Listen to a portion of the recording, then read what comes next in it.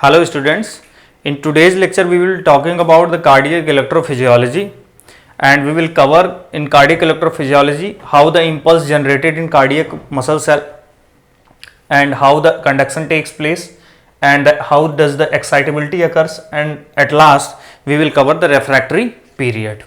So one by one we will cover everything.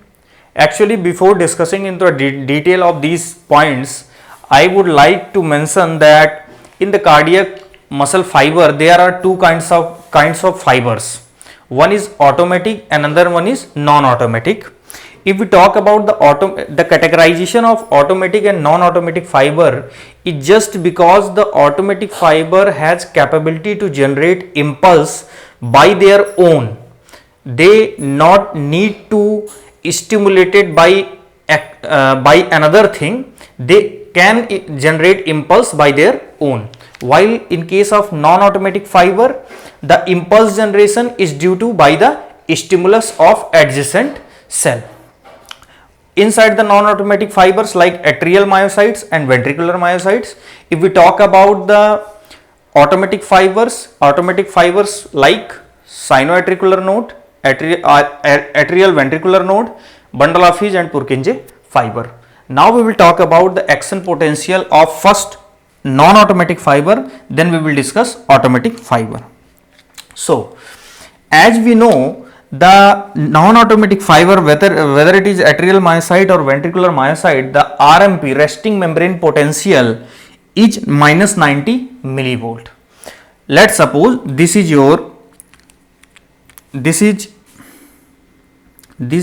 a cell, and this cell is of ventricular myocyte, ventricular fiber. This ventricular fiber is adjacent to the any one of automatic fiber, like this is automatic fiber. Because we have already studied, these fiber has capability to generate the impulse. So once these fibers start generating impulse, the impulse once touched to this ventricular fibre, जैसे ही ये impulse generate करते हैं और ये impulse touch करती है ventricular fibres को, this ventricular fibre initially जो कि जब स्टिमुलस नहीं था तब इसका आरएमपी कितना था, minus 90 millivolt, this minus 90 millivolt. Once the stimulus by the adjacent is perceived by this resting membrane's ventricular cell, this RMP minus 90 millivolt shifts towards this red coloration, shifts towards minus 70 millivolt. And as soon as this from minus 90 to shifts to the minus 70 millivolt, there will be the opening of fast sodium channel, and these fast sodium channel burst combinedly and open and responsible for the straight depolarizing response. So these sodium channels एक साथ open हो गए और ये green colour से ये जो rapid depolarisation है RD, this rapid depolarisation will take place. तो आपसे अगर कोई पूछता है कि rapid depolarisation is just because due to the opening of fast sodium channels, and this phase is comprised of phase 0. once because these sodium channels are actually transient in nature, these sodium channel are actually transient in nature. So transient means they will open for certain time limit. Once this response due to the opening of sodium channel is achieved up to plus 30 millivolt, there will be the closing of this sodium channel and the opening of inward transient outward.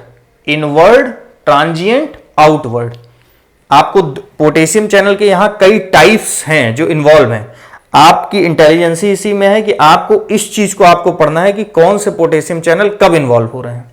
तो inward transient outward potassium channel just जैसे ही sodium channel close होंगे ये open होंगे और इसके open होने की वजह से जो डिपोलराइजिंग रिस्पॉन्स जा रहा था वो अब स्लाइटली नीचे आएगा। दिस ये जो ब्लू कलर से यहां से और यहां तक रिप्रेजेंट किया है, ये रिस्पॉन्स किसी वजह से, inward transient outward potassium channel की वजह से।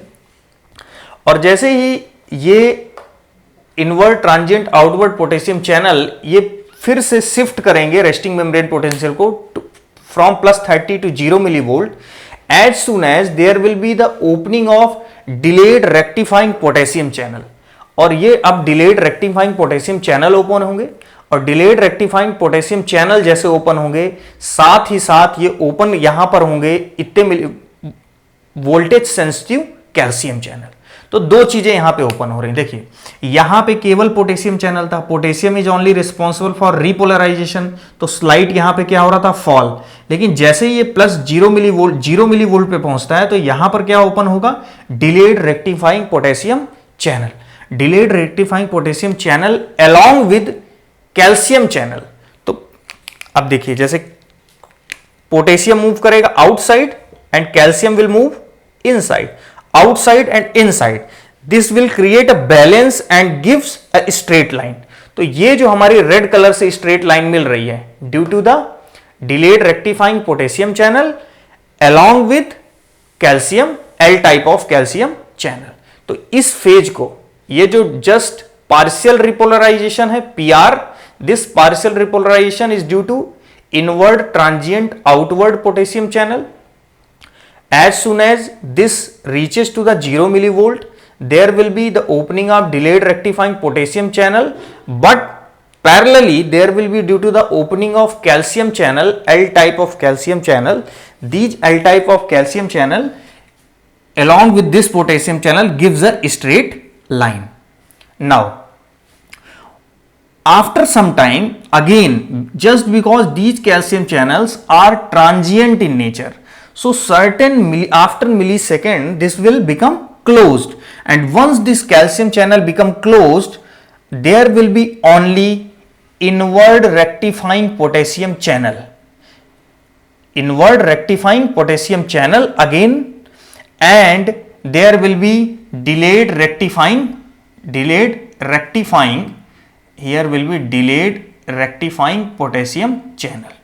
This delayed rectifying potassium channel, this one, and inward rectifying potassium channel again, ये नए चैनल ओपन हो जाएंगे। देखिए 3 तरीके के पोटेशियम चैनल यहां पे इन्वॉल्व है, inward transient outward potassium channel, delayed rectifying potassium channel and inward rectifying potassium channel. Inward rectifying potassium channel इस स्टेज में यहां पे जस्ट जब प्लेटिव फेज के बाद स्टार्ट हो रहे हैं, फेज नंबर 3 में, और साथ ही इसके साथ क्या हो रहा है, डिलेड रेक्टिफाइंग पोटेशियम चैनल जो पहले थे वो और inward rectifying potassium channel combinedly prolonged repolarisation करेंगे, मतलब रिपोलराइजेशन, प्रोलॉन्ग्ड रिपोलराइजेशन होगा। और ये तब तक होगा जब तक कि क्या अचीव ना हो जाए, हमारा रेस्टिंग मेम्ब्रेन पोटेंशियल RMP जो कि -90 मिलीवोल्ट है। तो देखिए अब दो चीजें यहां पे कंपेयर करके देखने वाली हैं, पढ़ने वाली हैं, और आप लोगों को इस चीज को समझना भी चाहिए। स्टूडेंट्स को यहां पे बहुत ज्यादा कंफ्यूजन होता है कि सर हमारा यहाँ पे तो -90 मिलीवोल्ट है, लेकिन जब हम बात करते हैं ऑटोमेटिक फाइबर्स की तो हम रेस्टिंग मेम्ब्रेन पोटेंशियल को दिखाते हैं -60 मिलीवोल्ट। तो इन what is the reason to for this difference? So here देखिए यहाँ पे क्या होता है, यहाँ पे एक स्पेशल चैनल होते हैं जो कि होते हैं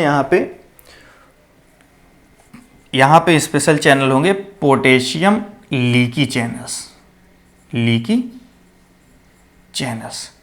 जैसे ही RMP अचीव होगा, RMP में 2 पंप काम करेंगे, सोडियम पोटेशियम ATPase पंप और पोटेशियम लीकी चैनल।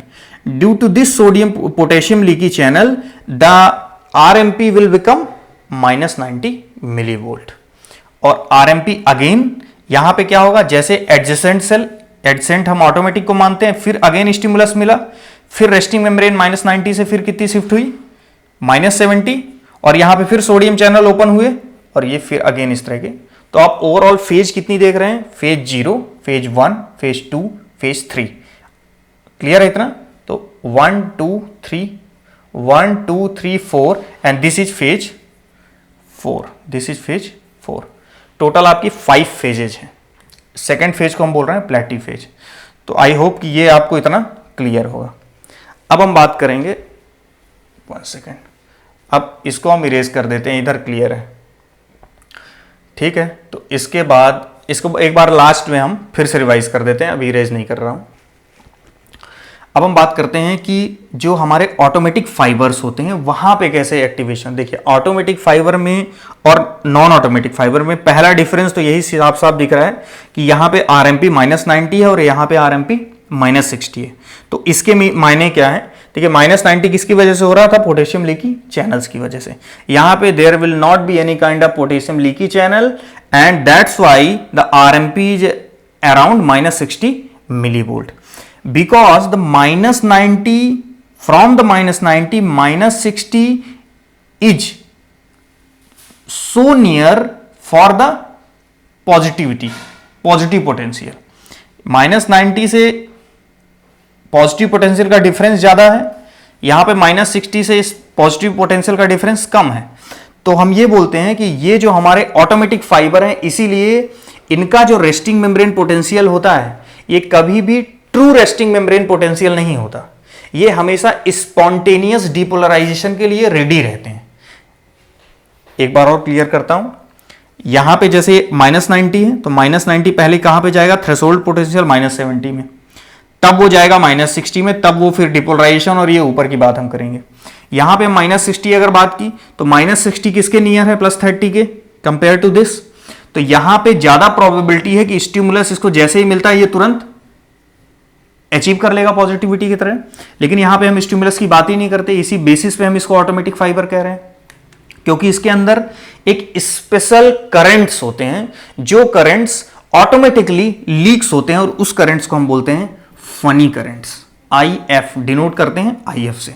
तो जब ऐसे नोड का -60 मिलीवोल्ट पे क्या होगा, रेस्टिंग मेम्ब्रेन पोटेंशियल, जो फनी करंट्स होंगे जो कि सोडियम चैनल्स होते हैं, वो फनी करंट्स से क्या होगा, सोडियम लीक करते हुए धीरे धीरे इनसाइड आएगा सेल, और वो फनी करंट्स आने की वजह से यहां पे क्या होगा, सोडियम जैसे ही जैसे अंदर आएगा तो ये जो -60 है ये धीरे धीरे धीरे धीरे शिफ्ट हो रहा है किधर, -50 की तरफ। जैसे ही -50 मिलीवोल्ट ऐसे नोड में एक्शन पोटेंशियल पहुंचेगा, उस पोटेंशियल डिफरेंस, तो -50 मिलीवोल्ट से अगेन अब ये जो यहां पे -50 पे ओपन होंगे calcium channel transient in nature. कौन से कैल्शियम चैनल, देखिए वहां पे पोटेशियम चैनल की हम कई सारे टाइप्स थे, यहां पे हम कैल्शियम चैनल की बात कर रहे हैं।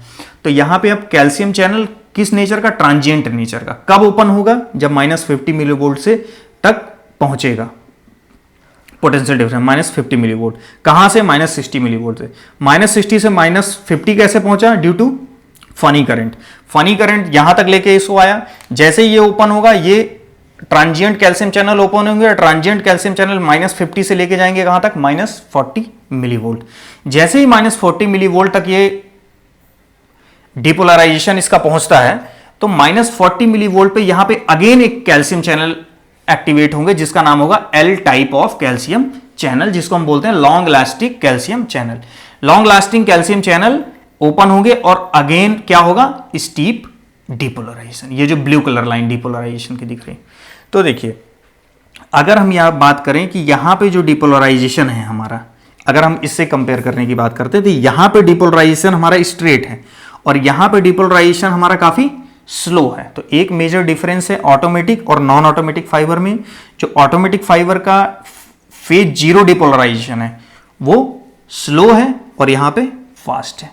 दूसरी हम बात करें तो यहां पे जो फेज 0 का डिपोलराइजेशन है वो डिपेंडेंट किसके हैं, सोडियम आयन के। और यहां पे जो हम डिपेंडेंसी की बात करेंगे कि यहां पे सबसे ज्यादा डिपेंडेंसी किसकी है डिपोलराइजेशन, किस आयन की, तो यहां पे कौन से आयन है, कैल्शियम आयन इन्वॉल्व है। अगेन यहां पे फेज 1 भी है और फेज 2 भी है। जब हम ऑटोमेटिक फाइबर की बात करेंगे तो वहां फेज 1 और 2 नहीं होगी, यहां पे हम बात करेंगे डायरेक्ट फेज 3 की, क्योंकि फेज 1 और 2 के लिए जो रिस्पॉन्सिबल चैनल्स हैं वो ऑटोमेटिक टिश्यूज में, ऑटोमेटिक फाइबर्स में नहीं होते हैं। इस वजह से यहां पे हमारे फेज 0 आई और जैसे ही हम फेज 0 के लास्ट स्टेज में पहुंचते हैं, यहां पे जो हमारे कैल्शियम चैनल है वो क्लोज हो जाएंगे और यहां पे हमारे ओपन होंगे potassium channels. Once the potassium channels open, there will be prolonged repolarization. जैसे ही रिपोलराइजेशन रिसीव होगा और अगेन कहां तक पहुंचेगा, resting membrane potential -60 millivolt पे। अगेन -60 पे जैसे पहुंचता है, कौन से जो करंट्स फिर से स्टार्ट होंगे, फनी करंट्स, क्योंकि फनी करंट्स कितने वर्क करते हैं, -60 मिली वोल्ट पे। फिर सोडियम धीरे धीरे लीकेज होगा इनसाइड द सेल। तो ये चूंकि स्टेबल नहीं होगा, इसलिए इसको इस तरीके से इंडिकेट किया जाता है कि स्टेबल नहीं है। इस तरीके से हम इसको इंडिकेट करेंगे। तो यहां फिर स्पॉन्टेनियस क्या होगा, फेज 4। तो यहां पे हम अगर फेजेस की बात करें तो हमारी टोटल फेजेस हैं 3।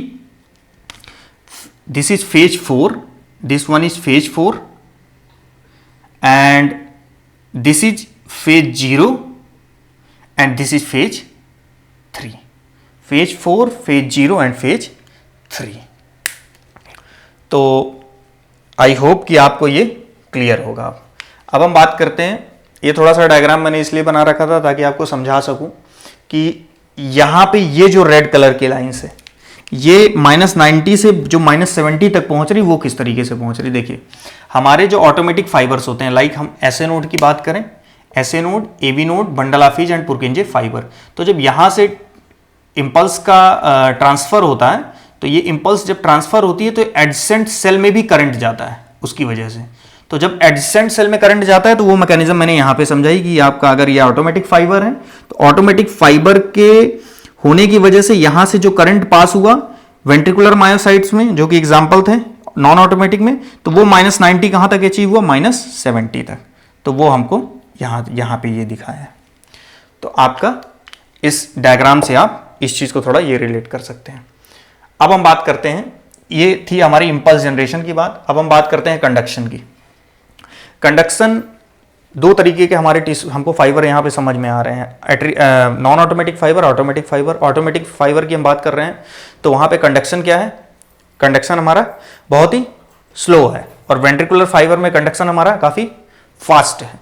जबकि अगर हम बात करें एक्साइटेबिलिटी की, तो एक्साइटेबिलिटी क्या है कि आपको कोई सेल को आपको स्टिमुलेट करना है, तो एक्साइटेबिलिटी किसकी ज्यादा है यहाँ पे, क्योंकि ऑलरेडी यहाँ पे फनी करंट इसको स्ट्रेट होने ही नहीं दे रहे हैं। ये फनी करंट की वजह से यहाँ पे जो एक्साइटेबिलिटी है इसकी क्या है, स्पॉन्टेनियस डिपोलराइजेशन है फनी करंट की। तो यहाँ पे एक्साइटेबिलिटी ऑटोमेटिक फाइबर्स की ज्यादा होती है और नॉन ऑटोमेटिक फाइबर की एक्साइटेबिलिटी क्या होती है, कम होती है। फिर हम बात करेंगे रेफ्रैक्टरी पीरियड की। रेफ्रैक्टरी पीरियड हम लास्ट वीडियोस में कवर कर चुके हैं, आप वहां पे भी देख सकते हैं। शॉर्ट में आपको बता देता हूं, रेफ्रैक्टरी पीरियड में हम क्या देखते हैं कि एक एक्शन पोटेंशियल के बीच में हम उस किसी नर्व को अगर हम एक बार एक्साइटेड करते हैं, उसमें एक्शन पोटेंशियल फ्लो होता है, तो उसके बीच में हम उसको दूसरी टाइम स्टिमुलेट नहीं कर सकते हैं। अगर हम बात करें इस चीज की, तो यहाँ पे एक्शन पोटेंशियल काफी फास्ट है और यहाँ पे क्या एक्शन पोटेंशियल काफी स्लो है। तो अगर यहाँ पे स्लो है तो इसको जब दोबारा हम एक्साइट करेंगे तो इसमें टाइम लगेगा, इसलिए अगर इसका रेफ्रैक्टरी पीरियड हम क्या बोलेंगे, इसका रेफ्रैक्टरी पीरियड क्या है, क्योंकि यहाँ पे दोबारा स्टिमुलेट करने में टाइम इसको ज्यादा लग रहा है, तो रेफ्रैक्टरी पीरियड यहाँ का हाई है। जिसका जितना ज्यादा रेफ्रैक्टरी पीरियड हाई होगा उसका कंडक्शन उतना ही स्लो होगा।